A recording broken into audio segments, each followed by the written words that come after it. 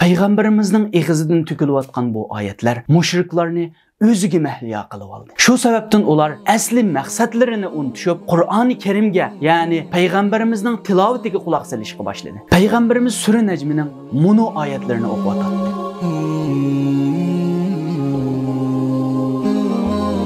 Assalomu alaykum aziz qarindoshlarim. Hammamiz Ramazon oyida roza tutish orqali Allohning roziligiga erishishga tirishamiz. Bugun men Najm surasining bir necha oyati ustida to'xtalib, islomning kuchi va Qur'onning ta'sirini ta'kidlab o'tmoqchiman. Bundan 1400 yillar ilgari bugungi kunda, ya'ni Ramazon oyining 5-kunida mushriklar to'liq haddidan oshgan edi. Payg'ambarimiz va sahobalarga qo'lidan keladigan barliq aziyatlarni yetkazishga tirishayotgan edi. Osmondan nozil bo'layotgan Qur'oni Karimni o'z quloqlari bilan anglash emas, boshqalarning Qur'on anglab etibdi degan so'zini anglashqimi taqat qilolmayotdi. Mushundaq kunlarning birida payg'ambarimiz Muhammad alayhisalom Ka'bada ibodat qilib etib, ünlük ovoz bilan Qur'on tilovat qilishga boshladi. Buni anglagan Makkilik mushriklar payg'ambarimizning atrofiga yig'ilishdi. Ular aslida payg'ambarimizga aziyat berishga, uningga haqorat qilishga yig'ilishgan edi. Ammo payg'ambarimizning Qur'on tilovati ularning quloqlariga kirish bilan hammasi to'xtab qolishdi. Ular ajoyib bir so'zni anglayotgan edi. Ular bundan burun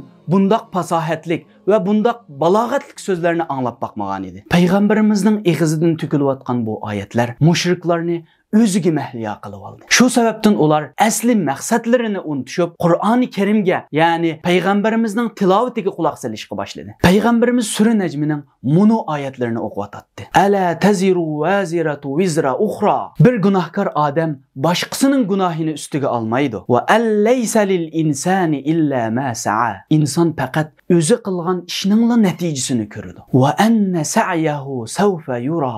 Shaksizki uning qilgan ishlari kelgusida, ya'ni qiyomat kunida ko'riladi. Degan mushu oyatdan boshlab afamin hazal hadisi ta'jabun. Ey mushriklar, bu Qur'ondan ajablanasizlar. Va tadhakuna va la tabkun va antum samidun. Qur'oni Karimni anglagan chaqda g'ofillarcha kulishyapsizlar. Yig'lamamsizlar. Voy sizlarga, kelinglar, Allohga sajda qilinglar va uningga ibodat qilinglar degan oyatgacha o'qigan edi. Payg'ambarimiz mono sajda oyatini o'qigandan keyin o'zi sajda qilishga boshladi va bu oyatlarga quloq solib etib o'zlarini unutishgan mushriklar jamoati payg'ambar alayhisalom bilan birga sajda qilishga boshladi. Orqadan o'ziga kelishdi. Bir-birining yuzlariga qarshib ketishdi va o'zaro g'udonishishga boshladi. Biz nima ish qilyapmiz? Nima ishga sajda qildik? Deyishgunicha bir-biriga toptan yog'dirgan holatda payg'ambarimizning atrofidan tarqalishib ketishdi. Bu voqea quloqdan quloqqa tarqalib, hatto Makkaning sirtig'iga tarqaldi. Bu voqeani anglagan kishilarning hammasi Makka mushriklari umumyuzlik musulmon bo'lib ketibdi deyishib ketdi. İmam Buxoriy Ibn Abbas radhiyallohu anhuning mundaq deganligini rivoyat qiladi. Payg'ambar alayhisalom Najm surasini o'qib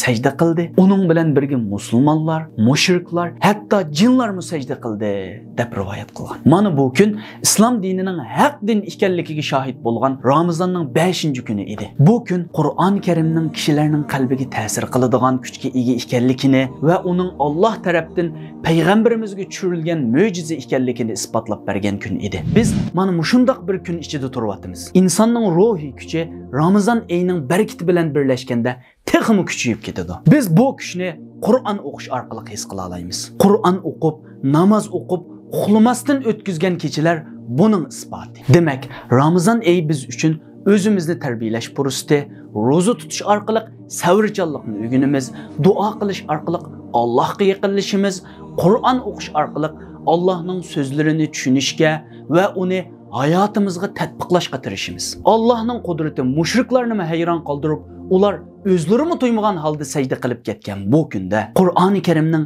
inson ruhiga ta'sir qiladiganligi isbotlab bergan bu kunda hatto biz ichida turayotgan Ramazonning inson ruhini ve cismini pakizlaydigan bu kunlarda ey aziz qarindishim, siz nima ishlar bilan mashg'ul bo'lyapsiz? Ya'ni shu telefon bilanmi yoki siz davomli ko'rib kelayotgan kino filmlar bilanmi? Yoki siz aziz qarindishim, sahobalarning Qur'on Karim bilan bo'lgan munosabatidek Qur'on o'qish, uni tafakkur qilish va uningga amal qilish bilan mashg'ulmi? Kesib ayta olmaymanki, ota-onalarimiz bizni bu xil holatda ko'rishni orzu qiladi. Qiyomatda Qur'on ummati qatorida hashr qilinishimizni umid qiladi va buningga duo qilishadi. Oxirda sahobalarning Qur'on Karim bilan bo'lgan munosabati qanday edi deb so'ragan qarindoshlarimga javob berib deymanki, sahobalarning Qur'on bilan bo'lgan munosabati bugungi kunda bizning telefon bilan bo'lgan munosabatimizdek nahayt quyuq edi. Bizlar Instagram, Facebook, TikTok degandek narsalar bilan vaqt o'tkazgandek ular Qur'on bilan vaqt o'tkazatdi. Qur'onni o'z hayotining bir parchasi